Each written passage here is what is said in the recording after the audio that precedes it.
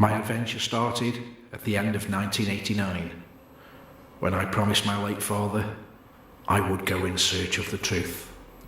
A few years later, Stoke Haunted was born, and with my team, hopefully, we will find that truth. We are Stoke Haunted.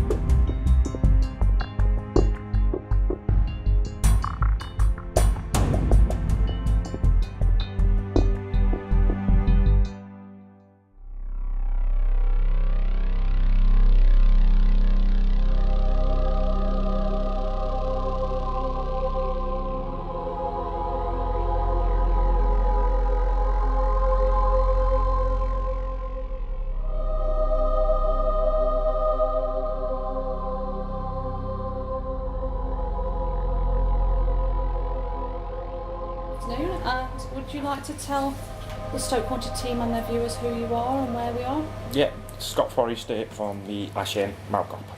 How long have you been at the Ash Inn? June 13.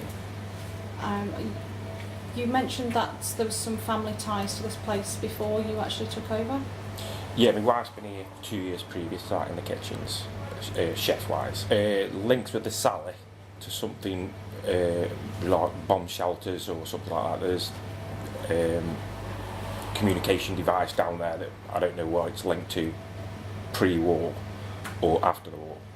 And how did you find this wall? When I was decorating downstairs, cleaning out when we first took over, it was behind a pile of rubbish and then it was just plasterboard, which I ripped off and found the device down there that's there now. Have you done that anywhere else in the building? Not yet, no. There is somewhere else I'd like knocked down, but I haven't knocked a wall down yet.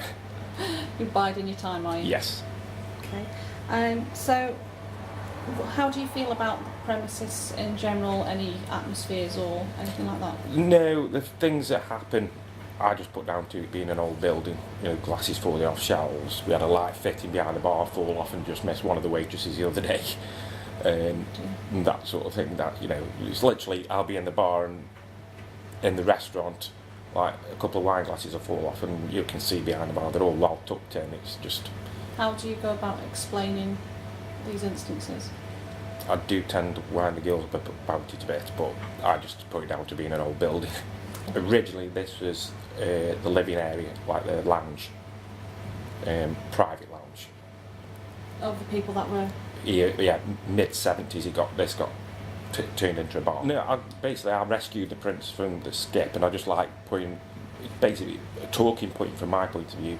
There's pictures in there of a couple that I have no idea who they are, and people who've been here 5-6 generations don't know who they are, but there's some link That's with the pub. the lady and gentleman, Yeah. the black and white print Yeah. on the pillar. Yeah. And you're not able to No, I say track any details at all? one family has been around here for 200-300 years, and they don't know who it is, and they've always used this pub. Aside from the Malcott Folly, obviously, which is the most obvious kind of structure to kind of pull up historically, is there any other significant areas around that you feel are linked to the building, or? I would say there was the sinkhole that's in the field adjacent to ours. There's a mental institution that was up the road. There's a graveyard a bit further up the road. You know, so it's all... Kind of smack bang in the middle Yeah, of it, really? yeah. Roland? Yeah, it's only Okay. Well, good afternoon, and we're here at the Ash Inn with yourselves. So would you like to introduce who you are and what you do at this place? I'm Lisa, I'm the chef. And this is my daughter Emily. And you live on site, don't you? We do. That's right. I've not long since spoken to Scott, who's your dad and your husband, obviously. They mentioned that you might have a slightly sensitive nature towards anything of the paranormal sort. In what way?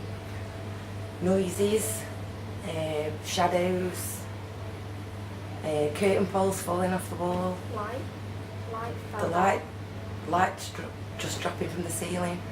People have said that they've seen, for example, there's a little boy that stands behind the carvery. Not actually seen his face, but I've seen shadows. And it's what makes you think that it's a little boy? It's a small figure. Just a small figure. Yeah. Okay. And how do you feel when you see these things? How do you feel inside? How are your emotions? At first it was like, whoa, what's that? But now it's sort of, it's like I'm used to it. It's not a fearful kind of energy. No. Do you get any part of the building where you do feel uneasy? Cellar. Sally, yeah, don't want the Sally. You said that pretty quickly then, Emily. Is there any particular reason why? Yeah.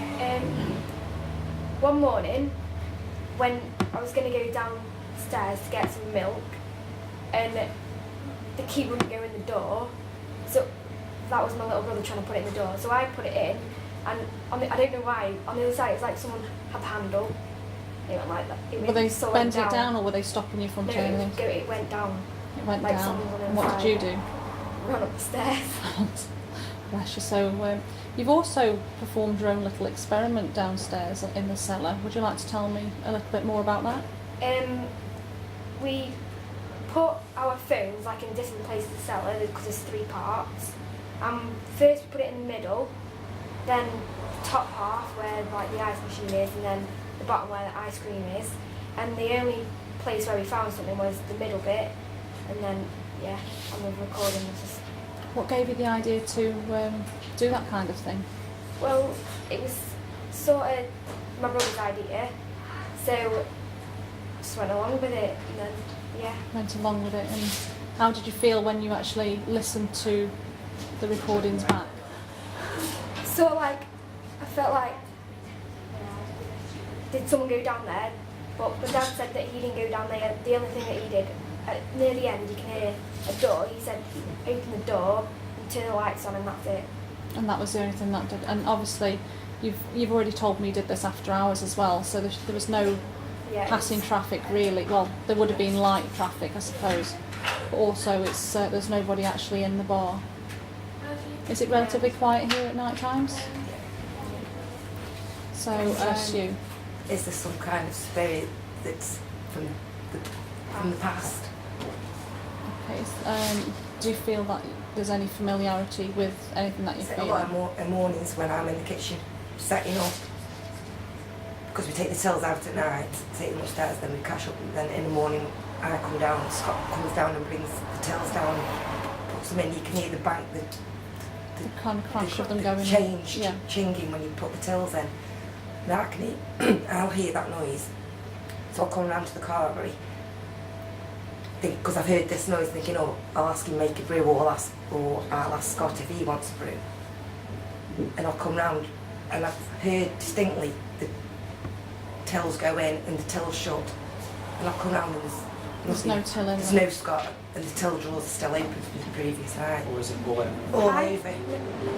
I've not seen them like anywhere else other than it was like 7 o'clock in the morning. Me and Jack were down here, and it was on behind the bar, Okay. and it's like a bit like the other side of the cellar door.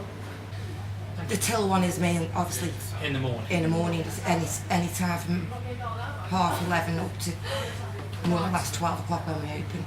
Okay. Thank you. That's great. Well, thank you very much for sharing with us, and we look forward to coming back and working with you both again.